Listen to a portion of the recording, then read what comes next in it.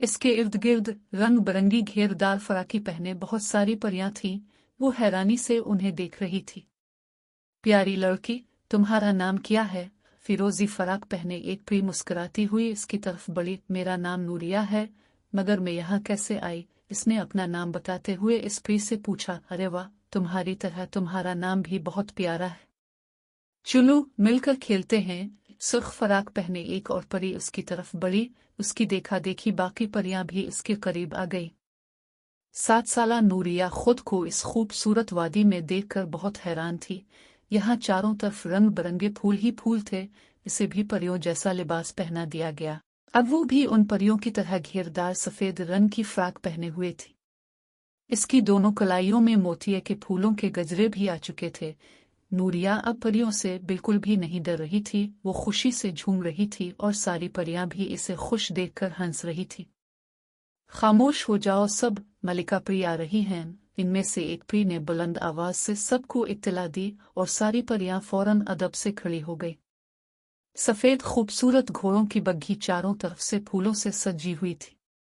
मलिका परी बड़ी शान से बग्घी से नीचे आकर मलिका ने गुलाबी रंग की पोशाक पहन रखी थी, जो यूं चमक रही थी जैसे इस पर तारे जुड़े हुए हों। मलिका परी इसके पास आकर ठहर गई। खुश आमदीद प्यारी लड़की, कहो कैसा लगा हमारी फूल वादी में आकर? मलिका परी ने बहुत नर्म लहजे में नूरिया से पूछा। नूरिया बहुत हैरान थी, बोली बहुत ही अच्छा लग रहा है। हमारी फूल वादी में सिर्फ उन बच्चों को लाया जाता है जो सच बोलते हैं, बड़ों का अदब करते हैं, हर मौका पर नेकी के काम करते हैं और जो कभी किसी का दिल नहीं दिखाते।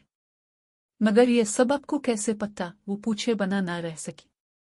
हमारी फूल वादी के आसपास जितने गांव हैं, हम वहां रहने वालों की खबर रखते हैं। हम अपने असली रूप में नहीं, बल्कि भेस बदलकर गांव वालों के सामने आते हैं। मलिका परी ने मुस्कुराते हुए कहा। तो नूरिया खुशी से खुल अलिफाटे और मुस्कुराने लगी।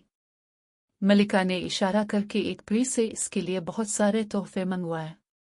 नूरिया ने मलिका परी का शुक्रिया अदा किया। मलिका मुस्कुराते हुए वापस अपनी बग्घी में बैठकर पिस्तान की तरफ चली गई। दफतना फूल वादी में बारिश होने लगी, ठंडी और हल्की हल्की बारिश। तमाम परियां खुशी से झूमने लगी। नूरिया एक दरख्त पर लगे झूले पर बैठकर झूला झूलने लगी। एक परी ने खिलखिलाते हुए इसको जोर से झूला झलाया और वो हंसते हुए अपनी आंखें बंद करके बारिश और झूले का मजा लेने लगी। नूरिया, अलिफाटियो, सुबह हो गई है, स्कूल भी जाना है तुम्हें? अपनी उम्मी की आवाज पर नूरिया ने एकदम से अपनी आंखें खोले। अम्मी उसके चेहरे पर पानी के हल्के हल्के छींटे मार रही थी। नूरिया ने हैरानी से खुद को चारपाई पर लेटा देखा और मुस्कुराने लगी। वो तैयार होकर स्कूल जाने लगी। स्कूल से वापस घर आई तो एक बार फिर हैरान रह गई। चारपाई पर रंग बिरंगे चमकदार कागजों में लिपटे बिल्कुल वैसे ही तोहफे रखे थे जैसे मलिका परी ने इसे दिए थे। उम्मी, ये सब कहाँ से आए? उसने अपनी उम्मी से पूछा। ये तुम्हारे छोटे मामू ने तुम्हारे लिए दुबई से भिजवाए हैं।